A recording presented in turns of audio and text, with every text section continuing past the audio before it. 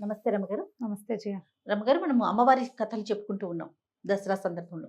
ఇంకొక కథ చెప్పుకుందామండి. చాముండి. చాముండేశ్వరి అమ్మవారా? ఓకే. అయితే పూర్వం శుంభ నిశుంభులని రాక్షసులు. వీళ్ళట ఎంతో తపస్సు చేసి బ్రహ్మదేవుడిని ప్రత్యక్షం చేసుకున్నారు. దీనికి పూర్వాపరాలు బోల్డ్ అని ఉంటే సింపుల్గా మనం దీనికోసం కథ చెప్పుకుంటున్నాం. ఈ శుంభ నిశుంభులు ఇద్దరు బ్రహ్మకి తపస్సు చేసి మరణం లేకుండా వరం అడిగారు. అడిగితే బ్రహ్మదేవుడు అన్నాడు, ఆయన మరణం లేకుండా కుదరదు, మరణం తప్పదు, పుట్టినవాడు గిట్టక తప్పదు, ఇంకో వరం అడగండి అంటే బాగా ఆలోచించి శుంభుడు అన్నాడట, ఈ ప్రపంచంలో అత్యంత శక్తిహీనురాలు స్త్రీయే. అన్ని ప్రాణుల్లోకి స్త్రీయే శక్తి లేనిది. స్త్రీ వల్ల తప్ప మిగిలిన ఎవ్వరి వల్ల నాకు మరణం లేదు. ఆడాళ్ళు నన్నేం చేస్తారు, అదే కదా, స్త్రీని నేను అణిచేస్తాను అని చెప్పి అడిగాడు.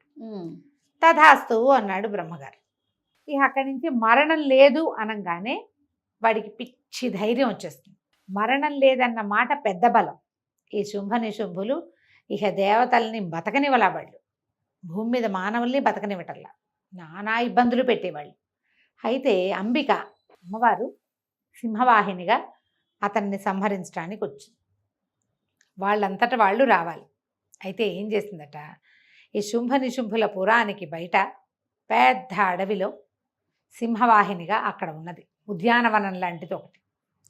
అయితే కొంతమంది రాక్షసులు ఆ వైపుగా వెళ్ళి ఆమెను చూశారు. చూసేసరికల్లా వాళ్ళు పోయి చెప్పారు, ఎవరో ఒక ఆవిడ చాలా అద్భుత సౌందర్యవతి అని చెప్పేసరికల్లా సరే ఈయనకి చంద్రుడు ముండు, తర్వాత తామ్రాక్షుడు, ధూమ్రలోచనుడు, ఇట్లా బోళ్ళంత మంది సైన్యాధిపతులు ఉన్నారు శుంభుడికి. సరే వాళ్ళల్లో ఒకరిని వెళ్ళి చూసిరమ్మన్నాడు.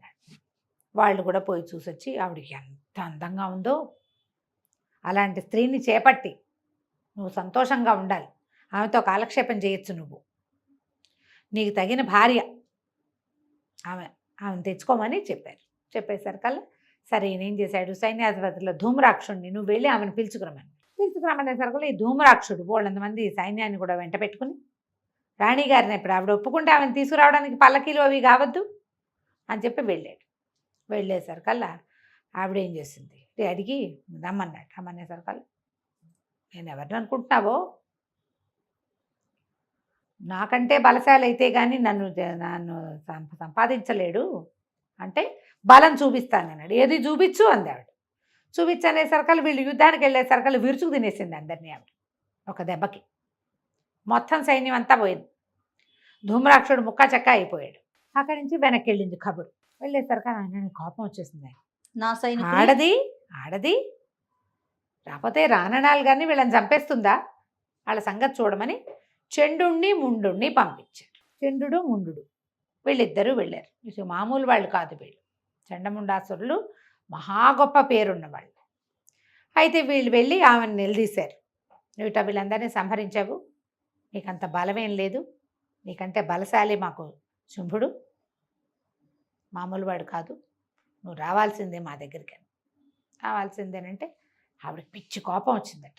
ఆ కోపం వచ్చేసరికల్లా ఆమెలో ఇంచి ఒక శక్తి బయటకు వచ్చింది.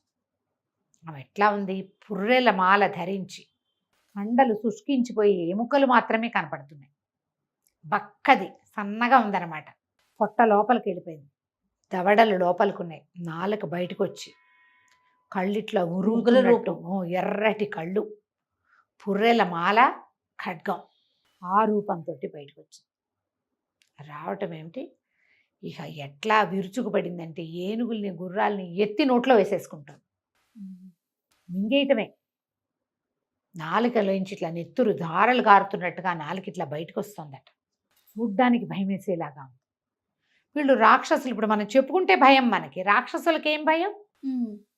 అక్కడి నుంచి ఈ చంద్రుడు వచ్చాడు ముందు.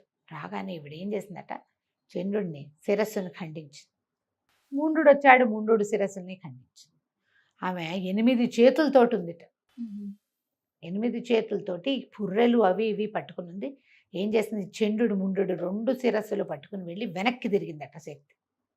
వెనక్కి తిరిగి ఆమె ఏ అంబికా స్వరూపంలో నుంచి వచ్చిందో అక్కడికి పట్టుకెళ్ళి చూపించింది. వీళ్ళిద్దరిని సంహరించాను. అమ్మవారు ఎంతో సంతోషించి ఏం చెప్పిందంటే, నువ్వు చండుడిని ముండుడిని సంహరించావు కాబట్టి ఈ రోజు నుంచి నిన్ను చాముండి అని పిలుస్తారు. ఈ శక్తిని ఉగ్రశక్తి. లలితా సహస్రాల్లో చండముండాసుర నిషూధిని అని ఒక నామం ఉంది. లలితాదేవి యుద్ధం చేసిందని కదా చెప్పుకుంటాము. అవునవును. భండాసురుడు అనే రాక్షసుని చంపింది, ఇంకా ఎవరెవరెవరెవరినో చంపింది. విశుక్రుడు, విషంగుడు అని వాడి సైన్యాధిపతులు వాళ్ళందరినీ అందులో చండముండాసుర నిషూధిని. ఆ చండముండాసుర నిషూధిని ఎవరైతే ఉన్నారో ఆమె అమ్మవారి యొక్క ఉగ్రకళ.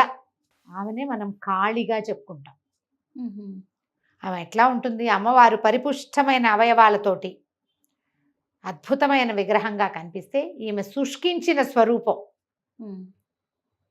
కళ్ళు కుంచుకుని ఎర్రగా ఉంటాయి. ఆ కోపం వల్ల ఆమె ఎట్లా ఉంటుంది? నల్లబడిపోయి ఉంటుంది, నలుపు. కోపం తాలూకు స్వరూపం ఎలా ఉంటుంది? అది తెల్లగా ప్రకాశవంతంగా ఆకర్షణీయంగా ఉండదు, చూడ్డానికి భయం వేసేలాగా ఉంటుంది.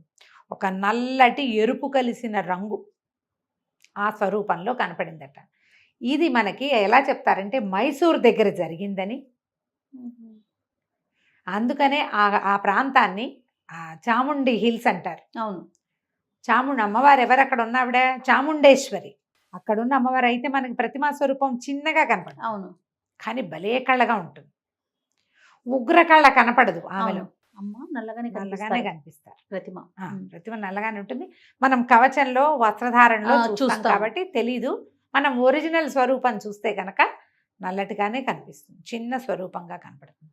ఆ మైసూర్లో ముందు ఆవిడుంటే ఆవిడ్ని శాంతపరచడానికి ఆమె పక్కన పరమేశ్వరుడు, వెనకాల నారాయణుడు కూడా ఉన్నారు అక్కడ. అయితే ఇది మైసూర్ని మహిషూరు అంటారు. అక్కడే మహిషాసుర మర్దనం కూడా జరిగిందని చెప్తారు. మైసూర్ మనం చాముండి హిల్స్ పైవైపుకి వెళ్ళి కార్లు పెట్టి మనం అటు నడిచితే పెద్ద మహిషాసురుడి విగ్రహం కూడా కనపడుతుంది. మహిషుడిని సంహరించింది ఇక్కడ అని చెప్తారు. కానీ అక్కడ అమ్మవారు చండముండాసుర నిషూధైన చాముండి స్వరూపంలో కనిపిస్తుంది. నామధేయం కూడా అదే కదా. అయితే ఈ చాముండి కథ ఈ మన దేవి భాగవతంలో ఒక కథగా కనిపిస్తుంది. ఆమె ఎట్లా సంహరించిందంటే, లలిత ఏ స్వరూపంలో అమ్మవారు కనపడుతుందో అంబికా స్వరూపంలో సింహవాహినిగా అలా కనపడకుండా పులితోలు కట్టుకుని ఏకవస్త్రంతో ఇట్లా పైనుంచి కిందకి ఒకే వస్త్రం. మామూలుగా అమ్మవారు మనకి ఎర్రటి పట్టు చీర, అరుణారుణ కాంతులు వెదజల్లుతూ కనిపిస్తుంది.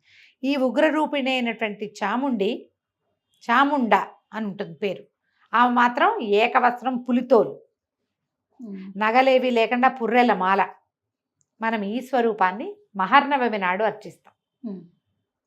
ఈమెను అర్చించిన వాళ్ళకి శత్రునాశనం జరిగిపోతుందట. మనం ఏం చెయ్యక్కర్లా, వాళ్ళకి అదేదో అయిపోవాలి అని చెప్పక్కర్లేదు. మనం నాశనం అంటే సంహారమే కాదు, వాళ్ళు తొలుగుతారు.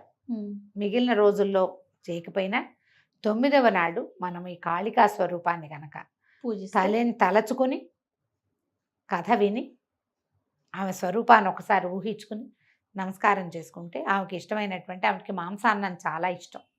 మాంసాన్నం మనం పండగ రోజుల్లో పెట్టరు, మామూలుగా అందరూ మాంసం పెట్టరు కాబట్టి మినుము గనక ఏదైనా చేసి వస్తువు అమ్మవారికి నివేదన చేస్తే మినపప్పుతోటి ఆమెకి ప్రీతి చెందుతుందని, ఆమెకు శక్తి వస్తుంది, బలం వస్తుంది.